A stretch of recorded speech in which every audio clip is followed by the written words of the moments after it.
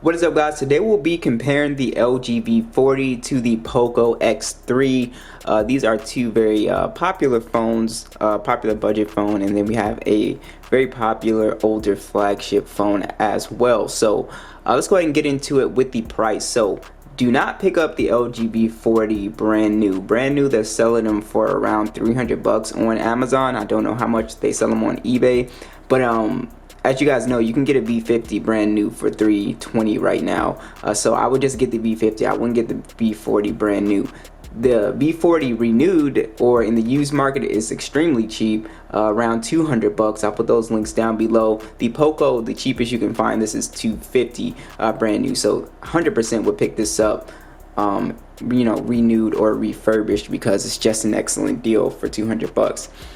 So let's go ahead and get started with the hardware. The V40 looks just like the V50 pretty much. You just have a raise on the camera bump. I think that's pretty much it. Yeah, the Poco is definitely a lot heavier, and honestly, like I've said 1,000 times, I still think the V40 looks better. I think the design looks better on the V40. I'm just not a huge fan of this camera module. I've had this phone for almost a week now, and I'm trying to let it sit in. I let it sit, but the design is just not growing on me. And I usually like how Xiaomi phones look, so I think this might be like the first one where I wasn't crazy about the design. But yeah, so let's see.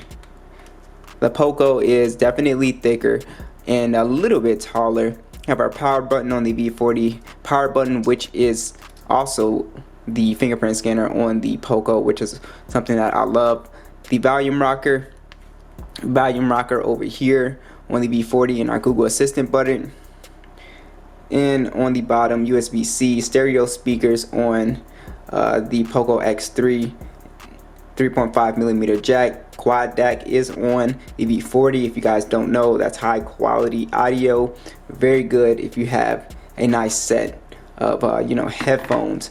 But yeah, so that is the hardware. Let's go ahead and get into the specs a little bit more. Alright, so when you turn on both phones, on the V40 you're greeted by OLED 6.4 inch HDR10 display. It's 1440p, 537 for the PPI. On the X3 you have an IPS 120Hz LCD display, HDR10, 6.67 inches, 1080p, and that is $395 for the PPI. So a little bit bigger display. As you can see the difference, you have a notch versus the punch hole.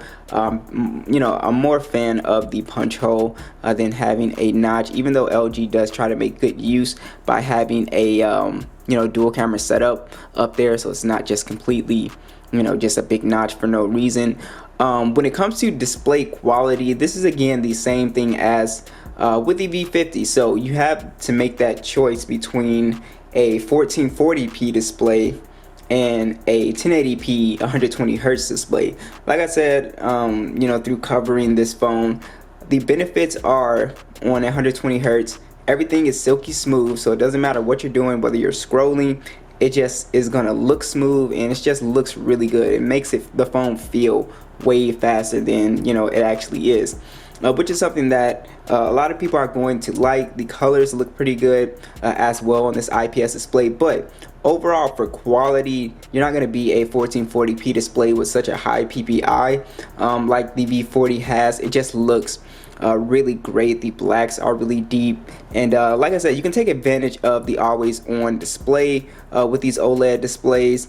And if you have a black wallpaper, you can save wallpaper, or you can save battery life. And yeah, it's just nice. So usually everyone prefers an OLED display, but again, the 120Hz is awesome. I'm not gonna downplay that because it is awesome. It is definitely the future of smartphones. Pretty much all phones will have some type of high refresh rate in the next 2 to 3 years. I don't care if they're budget phones. So yeah, it is the future, but you have to make that decision on which one you like more. Alright, so let's go ahead and talk about these specs a little bit more. So on my V40, it's a Sprint version. I have gotten the Android 10 update on all of my LG phones except for this one.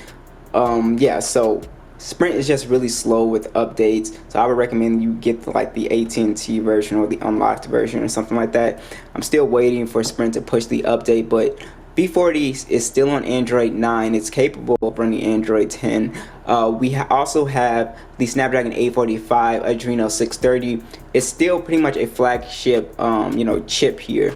You do have micro SD support, 64 gigs of internal storage, and 6 gigs of RAM. On the Poco X3, we have Android 10 with MIUI 12 out of the box, Snapdragon 732G, Adreno 618, micro SD support, the same 64 gigs and 6 gigs of RAM. So basically, the only difference here is going to be processor speed, and really when it comes to gaming, you'll really notice the difference. But let's go ahead and run a little quick speed test here. Let's go ahead and open YouTube. Look almost like a tie, right? Let's do Play Store. V40 got it there. Let's go ahead and try. See, open up a web page. OpenLG.com. Oh, it didn't take me to the web page on the Poco for some reason. Let's try it again. OpenApple.com. Yeah, it's just searching it. Oh well, now it's not. And still the V40 here. And it looks like the Poco kind of glitched out. I've been noticing that when I do like a search, it'll glitch up. Like I have to completely like force stop it. So that's a little glitch with MIUI 12, something that I noticed. I know a lot of people have been saying that there were like glitches with MIUI 12. That is one of them that I've noticed. Subway Surfer.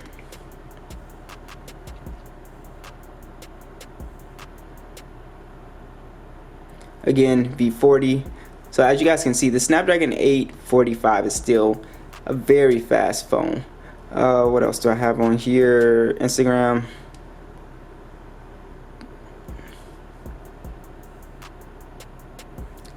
Looks like the V40 got it there again.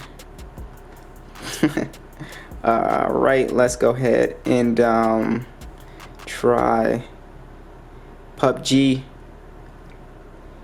Alright, so we're in and the V40 is on top. Let's go ahead and look at the graphics settings for PUBG so you can see the V40 is still a very good gaming phone. So if you really want to do some gaming on here, you can do that. As you can see, we can go HDR, ultra frame rates, and we're only limited to HD with high frame rate. So you will get better settings or better performance on the V40 here. Let's go ahead and get into a game.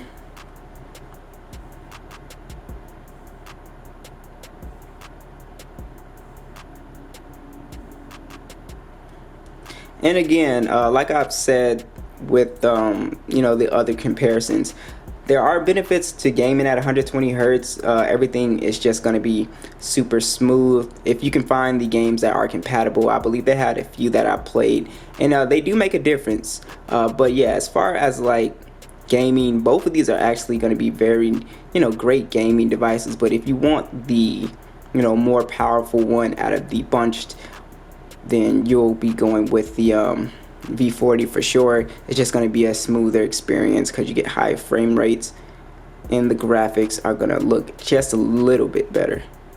But overall, like I said, you got to make that decision. Also, the punch hole versus the notch, you don't have such a big intrusion on the Poco as well.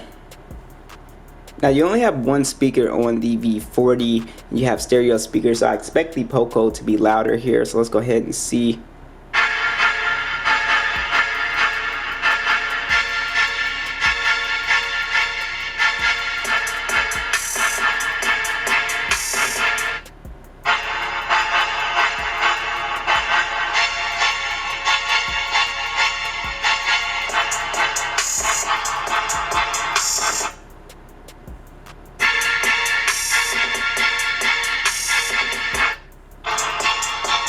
So yeah, the Poco X3 is definitely louder, but the V40 does have really good quality to its speaker. I can actually hear the 808s here. Now you're just getting a lot of thump with the X3. But it is louder, but you do have a really good quality speaker on the V40. So both are, both sound great. The X3 is louder, but I do really like the quality of the V40 speaker as well. Let's go ahead and talk about some additional features.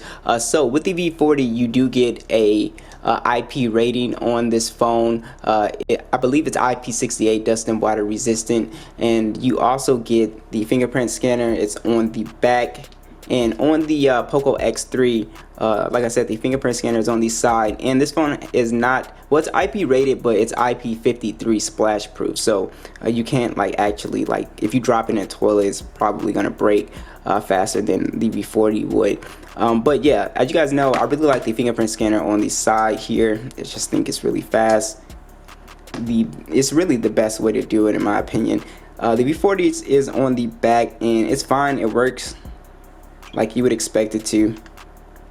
Super fast as well. So most of these physical fingerprint scanners are very fast. They both have face unlock as well, which is really nice too.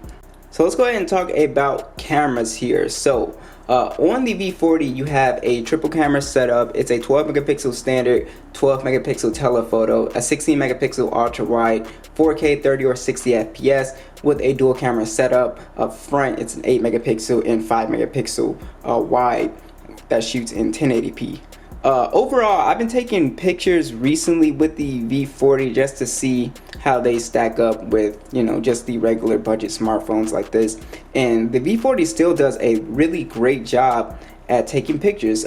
It's really still on par with the LG V50. Honestly, even though I think the V50 is still a little bit better. But yeah, it's definitely still a very, very good camera. You can also throw Gcam on the V40 as well and get even better shots, but I was pretty impressed just with the stock photos on the V40. You get pretty good color. Color is very real to life, and you also get pretty good dynamic range on here, along with a pretty good depth of field.